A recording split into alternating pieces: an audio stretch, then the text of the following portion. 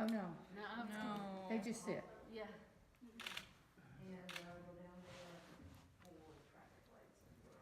This is Zsa Zsa. Zsa Zsa is a brown Cornish Rex. She's 1.5 years old. She is one of 2 sisters, Eva and Zsa Zsa Gabor, from our girl that is Gia, who's a chocolate. Also wearing a Victorian dress that was beaded by me, and the lace was done. The dress was created by another doggy, fashion designer. And then I dress up the dresses to what I like. We're CFA ambassador cats. We go around to different shows and dress up for the spectators at the cat show. Very well. There's times that they get tired, and we, take turns. That's why we have 3.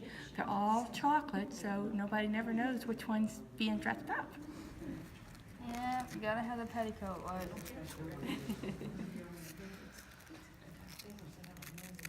Hang on.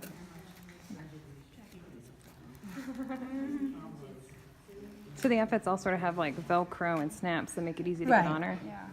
They start off with like harnesses, and then you add the dresses. Yeah, they work their way up if they want.